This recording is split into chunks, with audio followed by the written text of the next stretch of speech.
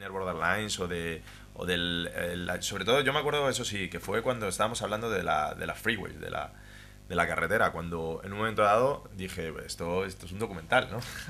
Y entonces, de alguna forma, quería, pues la visión que tenía Alejandro de Estados Unidos, que me parecía bastante diferente a la que proyecta Estados Unidos al exterior, bueno, quería compartirla con el resto del mundo, si el resto del mundo está interesado en ella. Pero a mí me parecía muy interesante porque, al margen de esta idea de los escritores simplemente como figuras que hay que sacralizar, está bien, los escritores que te aportan algo y que te ayudan a ver el mundo de una forma diferente. Es verdad que, un poco volviendo a lo que has dicho de la carretera, ¿no? Digamos que esa primera parte en el que Alejandro cuentes un poco esa metáfora de la carretera como una de las fronteras en las que tenemos que negociar nuestra tierra, nuestra identidad. ¿Cuáles son las fronteras más difíciles de negociar en Carolina del Sur para los latinos? Bueno, bueno, digamos, hay muchísimas fronteras que tenemos que negociar, ¿verdad? Pero hay, digamos, fronteras del racismo, en realidad. Por ejemplo, en digamos, la primera parte, los primeros 50 años del siglo XX, se mencionó Jim Crow laws, ¿verdad? Y esas leyes también se aplicaban a los mexicanos. En California, donde yo vivía, por ejemplo, en Simons, que era el sur de Montevideo, la ciudad de Montevideo, los mexicanos no podían comprar casa en el norte, se los rechazaban, no los permitían comprar casas. No podíamos ir yo fui, por ejemplo, a una escuela totalmente segregada, que era the Mexican School, no, la escuela mexicana del condado digamos, del distrito escolar de Montevideo. Y todos los niños cuyos padres trabajaban en Simons iban a esa escuela. No podíamos ir a ciertos restaurantes, no podíamos ir a cortarnos el pelo con ciertos barberos, etcétera, que había mucha segregación, ¿no? En un sentido, todo el mundo, en la primera parte del siglo XX, todo el mundo sabía su lugar. El negro se tenía que sentar al fondo del autobús, no podían usar ciertos baños, etcétera, etcétera. El mundo estaba muy, muy, muy bien, en un sentido organizado. Y esa frontera todavía, en un sentido, no la tenemos, ¿verdad? No existe precisamente esa idea de negar a alguien que compre casa en ciertos lugares o ir a comer en ciertos restaurantes. Tenemos ahora también, yo diría, la frontera de un racismo que es por ejemplo, en la universidad, muy sutil, que está bajo la superficie de lo que la gente dice o hace, pero todavía llega a afectar en cuanto a avances en el trabajo, quién es contratado para ciertas posiciones, etcétera, etcétera. Otras fronteras son fronteras del idioma, fronteras los inmigrantes recientemente llegados a los Estados Unidos tienen que aprender el inglés, ¿verdad? Y eso sucede, digamos, muy lentamente. Para unos no quieren, ¿verdad? Tienen el deseo de aprender el inglés, pero no tienen acceso a ciertas escuelas o programas para ellos para que aprendan. Bueno, para mí hay muchísimas todavía fronteras que cruzamos. En un sentido, los cambios demográficos que han ocurrido en Los Ángeles, en el sur de California, en un sentido ha convertido a todos nosotros, todos, incluyendo al angloamericano y familias que han vivido ahí por generaciones, los han convertido en emigrantes, en migrantes que siempre estamos cruzando fronteras. Es decir, al manejar de Los Ángeles, en los freeways, hasta de donde yo vivo, que es en el condado de Orange, hasta Los Ángeles, cruzamos muchas fronteras, digamos, y hay individuos que tienen miedo de, digamos, que se les rompa el coche y tienen que ir al este de Los Ángeles o Southwest LA, etcétera, ¿no?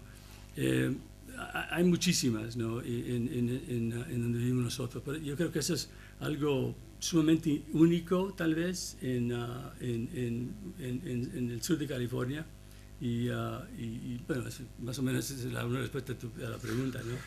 Has hecho una referencia me llama mucho la atención porque comentabas que veías esos barrios latinos en los que te criaste al fin y al cabo como tu hogar, pero conversando con tu hermana, lo cierto es que ella veía, digamos que con cierta vergüenza, ¿no? Decía que de joven sentía cierta vergüenza. ¿Crees que hoy la comunidad latina en Estados Unidos lo vive, se identifica con orgullo o todavía hay ese cierto...?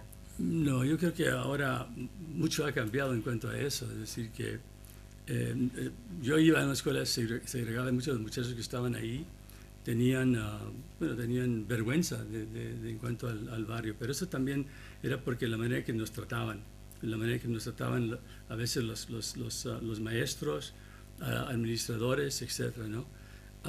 Pero yo creo que ahora ha cambiado, especialmente con la nueva generación, las nuevas nuevos inmigrantes que vienen, que ya es siendo la segunda mitad del siglo XX, gente de Centroamérica, gente de México, etcétera, que ahora no quieren ser identificados necesariamente como chicanos, por ejemplo, sino que tienen mucho orgullo de identificarse como salvadoreños, hondureños, mexicanos, etcétera, ¿verdad?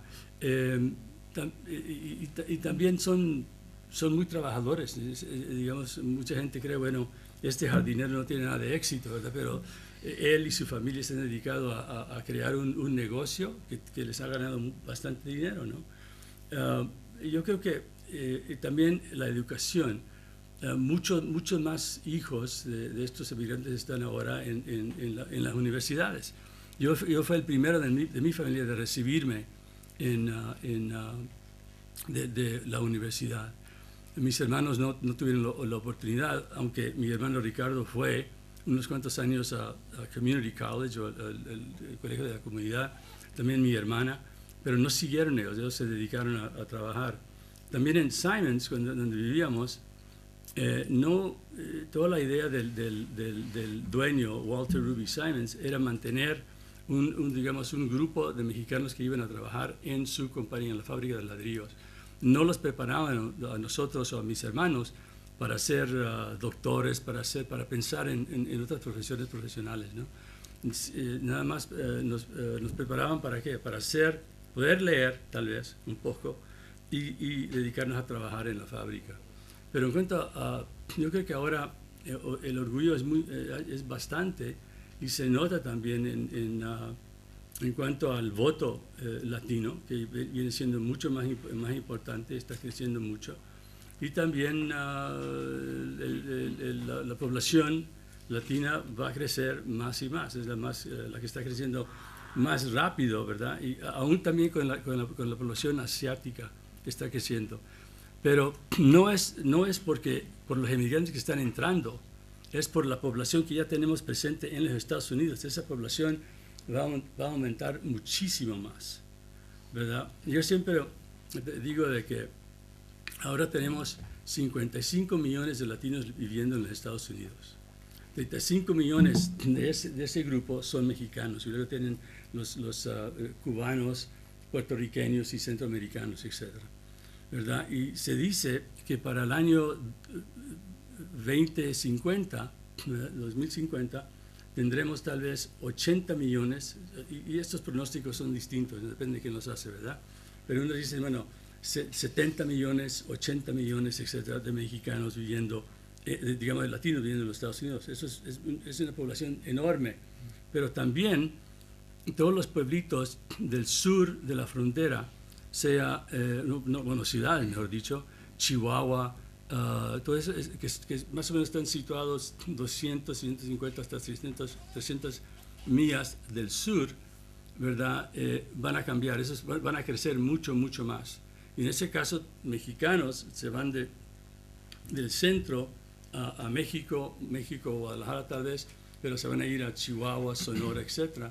Y va a crecer, esas poblaciones van a crecer mucho. Yo diría que para los años 2050 tendremos 45 millones más o menos viviendo en esas zonas. En ese caso tendrán, digamos, 150 millones de latinos viviendo en los Estados Unidos y también en el sur, en el norte de México. Y ese tipo de, yo diría, de ver, ¿no?, los cambios demográficos llega a crear terror en cuanto a cierto grupo, ¿verdad? Digamos anglo-americanos o republicanos, ¿verdad? Y creen que estamos ya en la reconquista de nuevo, vamos a reconquistar la tierra que México ha perdido, ¿verdad? Y eso no es, habrá cambio demográfico, pero no va a ser una reconquista, ¿no? Así.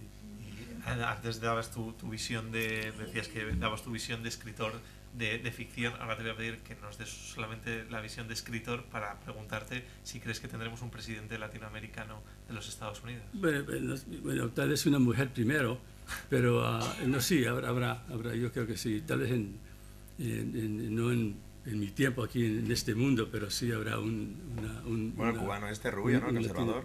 Bueno, claro. Luis, escuchar a Alejandro es un gusto. Una de las cosas que más me llama la atención es como lo difícil que tuvo que ser cortar, ¿no? O sea, no, bueno, tenemos material. Bueno, Stanford quería comprar, porque a todo esto Stanford tiene todo el material de Alejandro, igual que el de García Márquez, tiene todo el material de Alejandro. Y quería el material que no había salido en la película, bueno, y el que había salido también. Y tenemos en total, pues creo que son 40 horas, entre unas cosas y otras. Sí. Me llama la atención que has escogido lugares muy familiares, ¿no? Una hamburguesería, las vías de un tren. ¿Cómo fue ese proceso? No, bueno, en realidad es que eso era lo que era Simonstown. Entonces, cuando hablábamos de eso y la hamburguesería, es que me llevaba a esa hamburguesería.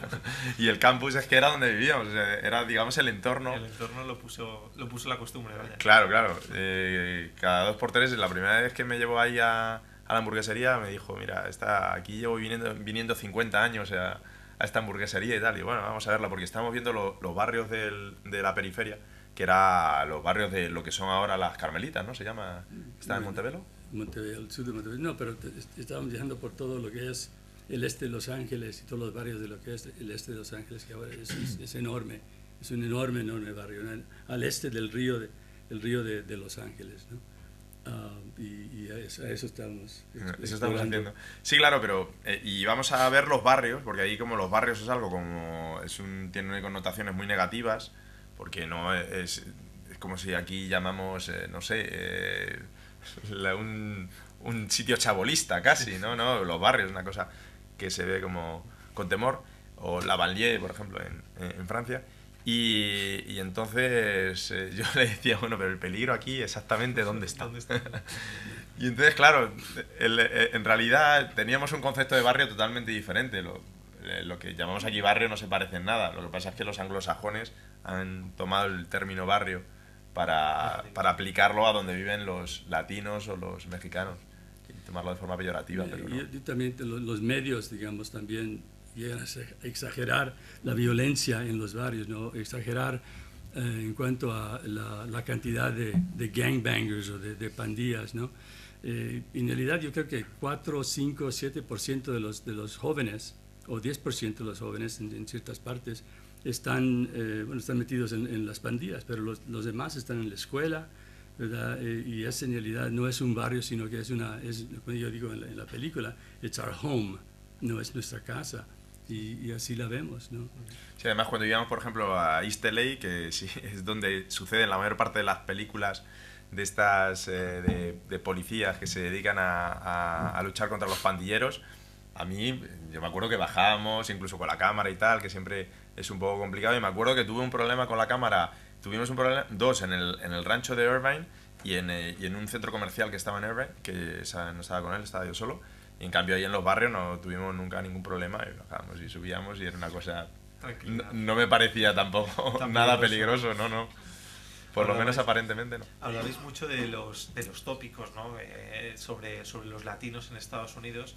Y ahora que has dicho lo de los medios, me ha venido a la mente que esta semana The Economist publicaba una portada dedicada a los latinos en Estados Unidos y era una bandera de Estados Unidos hecha con guindillas. Es decir, me llamaba la atención porque se sigue viendo los latinos con tantos tópicos. ¿Hay tanto tópico en torno a lo latino en Estados Unidos?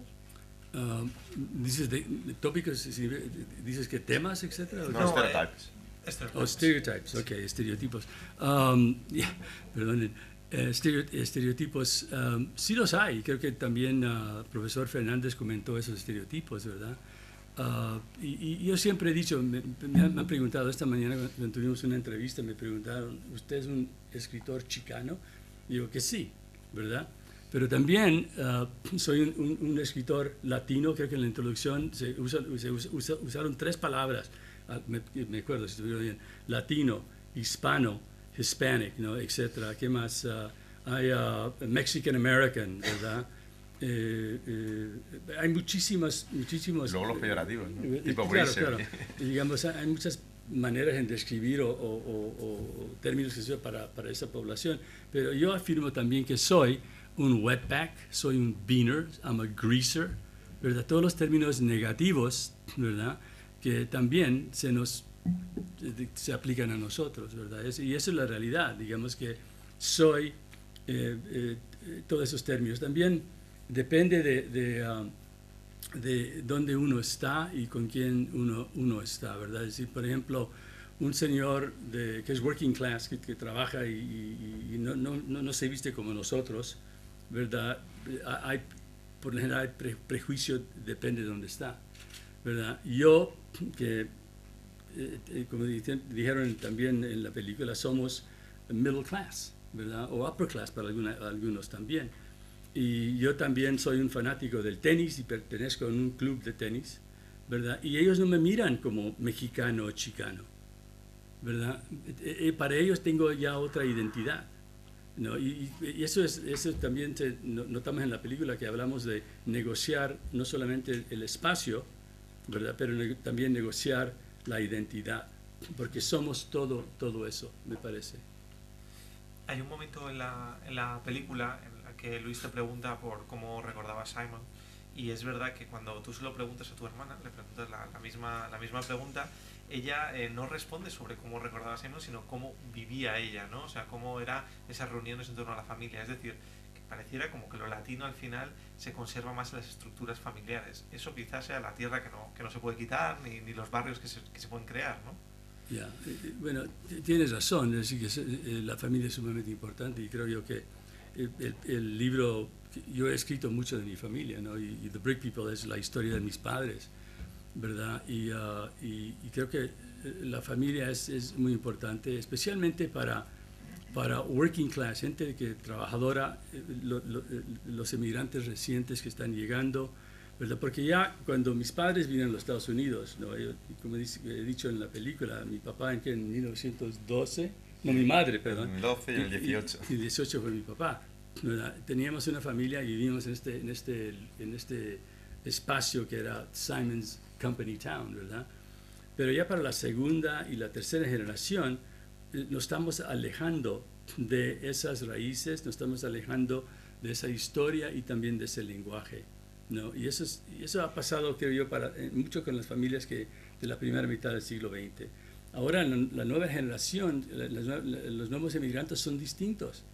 ¿Por qué? Porque hay mucha comunicación. Antes no había la comunicación que tenemos ahora.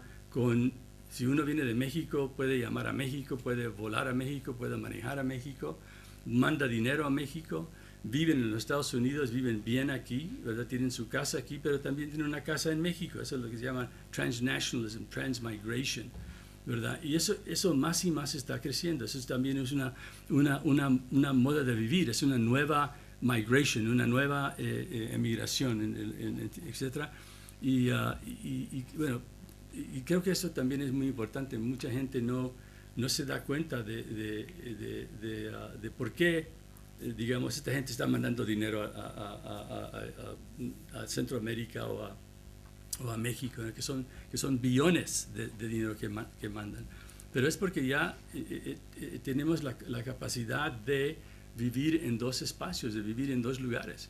Por eso también he dicho yo que en la película que algún día no tendremos fronteras, van a desaparecer por el poder y la fuerza de la economía, por necesidades de agua, necesidades de transportación digamos, de productos de México, productos también del norte, necesidades militares, necesidades de energía, ¿verdad? Desalination plant, no sé cómo decir eso en español, pero que están produciendo agua del mar. Ustedes tal vez ya conocen eso, ¿verdad? Y en el sur, en Baja California, las hay, pero también las tenemos en los Estados Unidos. Y como he dicho, que la razón por qué van a crecer esas ciudades al norte de México es porque algún día van a meter agua, como hicimos en Los Ángeles, como hicimos en Palm Springs y en Las Vegas, ¿verdad? Y una vez que tengan la manera de introducir mucho más agua a esa zona, va a crecer también muchísimo. Y habrá más transnationalism, ¿no? Más transmigration. Es verdad que en Estados Unidos se están haciendo muchas cosas exclusivamente para latinos, se están haciendo programas de televisión, contenidos incluso informativos. Digamos que es verdad que las fronteras se disuaden, pero el sentido de permanencia e identidad sigue ahí. El sentido de permanencia, identidad, para los latinos. Yo creo que sí, ya. Aunque como he dicho, también hay mucha gente que especialmente los nuevos inmigrantes, que se van otra vez van a sus países de origen. ¿Y eso por qué? Porque es más fácil.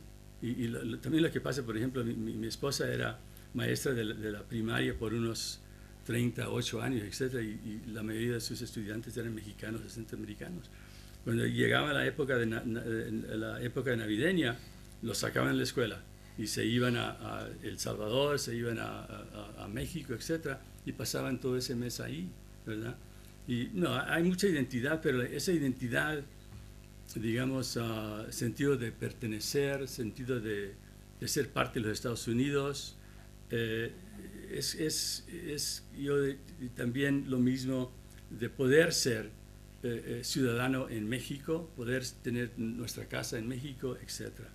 Y eso también mucha gente tiene dobles o tienen dos pasaportes, ¿verdad? Y así también lo usa. No sé si alguien del público... Bueno, no, contesto una cosa muy breve. Es que esto nos han preguntado esta mañana en Televisión Española. Y un poco la idea de las identidades híbridas, que de alguna forma... quizá ellos no lo ven, pero yo viéndolo de fuera veía hasta qué punto tienen una identidad o tienen ciertas características latinas y otras ellas anglosajonas. Yo voy mucho a México y conozco sobre todo la cultura mexicana y ellos no son mexicanos. Ellos en todo caso serán pues chicanos, si quieres llamarle, o todos esos apelativos o estereotipos o tópicos que ha nombrado antes Alejandro, porque realmente ni ellos mismos reconocen exactamente hasta dónde llega esa identidad mexicana y hasta dónde llega la identidad estadounidense, quizá, ¿no? Pero entonces están en una, digamos, identidad, una cultura híbrida. No sé si estás de acuerdo. No, de acuerdo totalmente, ¿no? En todo sentido de la palabra, y también en cuanto a idiomas, en cuanto a comidas, en cuanto a dónde vivimos, etc. Vivimos en una cultura híbrida. Hybridized culture, hybridized identity, identidad también híbridas.